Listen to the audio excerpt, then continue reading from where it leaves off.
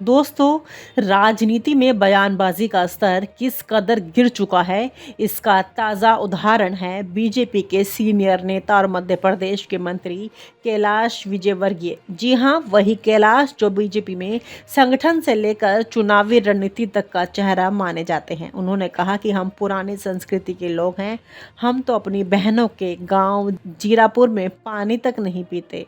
सुनने में संस्कार का बड़ा भारी दावा लगता है, लेकिन सवाल ये है, क्या राजनीति अब संस्कार और महिलाओं के नाम पर निजी हमलों तक सिमट गई है? यही नहीं रुके कैलाश, उन्होंने आगे विपक्षी नेताओं पर हमला बोला। आज के हमारे प्रतिपक्ष के नेता अपनी जवान बहन को बीच चौक पर चुंबन करते हैं और फिर सफाई भी जोड़ दी कि इसमें विपक्षी नेताओं की गलती नहीं, वो तो विदेश में पढ़े लिखे हैं।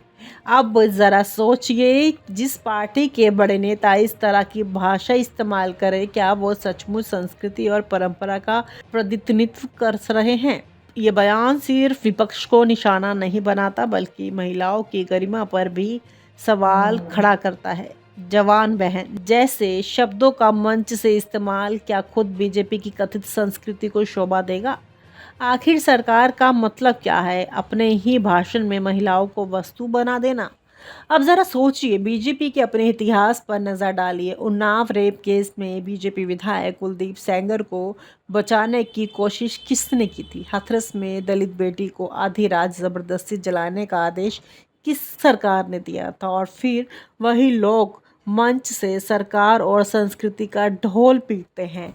क्या ये दोहरा चरित्र नहीं है? कैलाश जी ने कहा कि वो बहनों के गांव में पानी तक नहीं पीते, लेकिन सवाल उठता है, क्या बहनों का सम्मान सिर्फ पानी ना पीने से होता है, या फिर बहनों के हक, सुरक्षा और बराबरी के अधिकार दिलाने से? जिस पार्टी में महिला आरक्षण बिल को लेकर भी राजनीति हुई हो, वो अब बहनों के सम्मान का ठेका कैसे ले सकती है? बीजेपी नेताओं के पुराने बयान उठाकर देख लीजिए। कभी कहा गया लड़कियां जीन्स पहनती है तो रेप होगा, कभी बोला गया लड़कियां मोबाइल रखेंगी तो बिगड़ जाएंगी। महिलाओं पर ऐसे घटिया बयान पार्टी के नेताओं की आदत रहे हैं, लेकिन कार्यवाही, जी हाँ, कभी नहीं हुई। और यही है असली बीजेपी की संस्कृति। विडंबना यह है कि बीजेपी का आईटी सेल और नेता विपक्षी नेताओं की हर तस्वीर, हर निजी पल पर हमला कर देते हैं, लेकिन जब अपने ही सांसद और मंत्री महिलाओं से जुड़े विवादों में फंसते हैं तो सब चुप्पी साध लेते हैं। यही है बीजेपी का डबल स्टैंडर्ड। कैलाश विजयवर्गीय के बयान को गौर से सुनिए तो लगता है जैसे संस्कार का ठेका अब बीजेपी के पास है, लेकिन असलियत ये है कि संस्कार के नाम पर बीजेपी सिर्फ महिलाओं को कंट्रोल करना चाहती है। असली संस्कार तो तब होगा जब महिलाएं राजनीति, समाज और सत्ता में बराबरी से आगे बढ़ेंगी, ना ही उन्हें बहन भाभी बनकर सिर्फ चुनावी भाषण में इस्तेमाल किया जाएगा।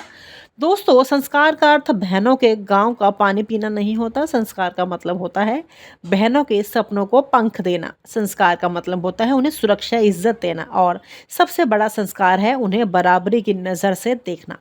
बीजेपी और कैलाश विजयवर्गीय जैसे नेताओं को ये बुनियादी फर्क समझना चाहिए। तो आखिर में हमारा यही सवाल है, क्या बीजेपी सच में संस्कृति और संस्कार की पार्टी है, या फिर ये मंच महिलाओं के नाम पर दूसरों पर तंज कसने की आदत बना चुका है? जनता अब इन बयानों में गुमराह नहीं होगी, क्योंकि संस्कृति भाषण से नहीं, आचरण से दिखती है। और बीजेपी का आचरण, दोस्तों, आप भी जानते हैं और मैं भी।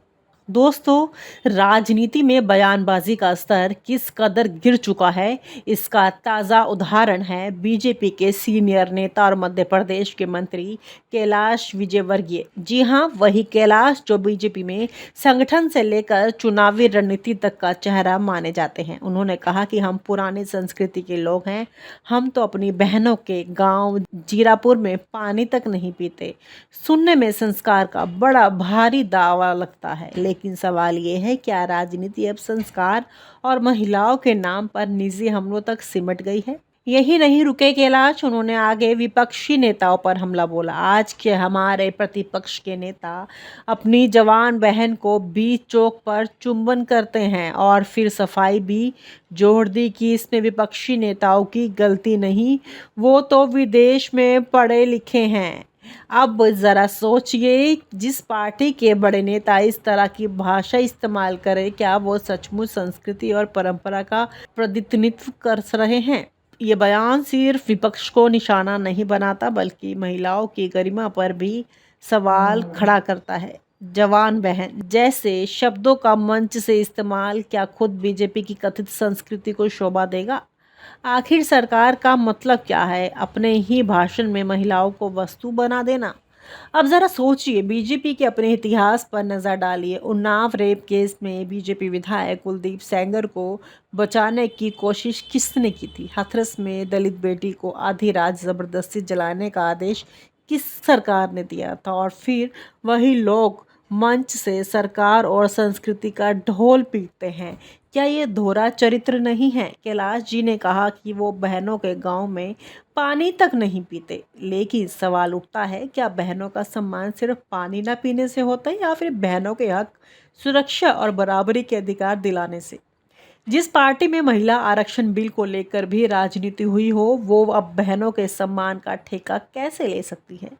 बीजेपी नेताओं के पुराने बयान उठाकर देख लीजिए। कभी कहा गया लड़कियां जीन्स पहनती है तो रेप होगा, कभी बोला गया लड़कियां मोबाइल रखेंगी तो बिगड़ जाएंगी। महिलाओं पर ऐसे घटिया बयान पार्टी के नेताओं की आदत रहे हैं, लेकिन कार्यवाही जी हाँ कभी नहीं हुई। और यही है असली बीजेपी की संस्कृति। विडंबना यह है कि बीजेपी का आईटी सेल और नेता विपक्षी नेताओं की हर तस्वीर, हर निजी पल पर हमला कर देते हैं, लेकिन जब अपने ही सांसद और मंत्री महिलाओं से जुड़े विवादों में फंसते हैं तो सब चुप्पी साध लेते हैं। यही है बीजेपी का डबल स्टैंडर्ड। कैलाश विजयवर्गीय के बयान को गौर से सुनिए तो लगता है जैसे संस्कार का ठेका अब बीजेपी के पास है, लेकिन असलियत ये है कि संस्कार के नाम पर बीजेपी सिर्फ महिलाओं को कंट्रोल करना चाहती है। असली संस्कार तो तब होगा जब महिलाएं राजनीति, समाज और सत्ता में बराबरी से आगे बढ़ेंगी, ना ही उन्हें बहन भाभी बनकर सिर्फ चुनावी भाषण में इस्तेमाल किया जाएगा। दोस्तों, संस्कार का अर्थ बहनों के गांव का पानी पीना नहीं होता। संस्कार का मतलब होता है बहनों के सपनों को पंख देना। संस्कार का मतलब होता है उन्हें सुरक्षा, इज्जत देना, और सबसे बड़ा संस्कार है उन्हें बराबरी की नज़र से देखना। बीजेपी और कैलाश विजयवर्गीय जैसे नेताओं को ये बुनियादी फर्क समझना चाहिए। तो आखिर में हमारा यही सवाल है, क्या बीजेपी सच में संस्कृति और संस्कार की पार्टी है, या फिर ये मंच महिलाओं के नाम पर दूसरों पर तंज कसने की आदत बना चुका है? जनता अब इन बयानों में गुमराह नहीं होगी, क्योंकि संस्कृति भाषण से नहीं, आचरण से दिखती है। और बीजेपी का आचरण दोस्तों आप भी जानते हैं और मैं भी। और आप हमसे जुड़े रहने के लिए सब्सक्राइब करें YouTube पर, फॉलो करें Twitter पर और लाइक करें Facebook पर। और ज्यादा जानकारी के लिए आपको टाइप करना होगा सिर्फ न्यूज़ नशा।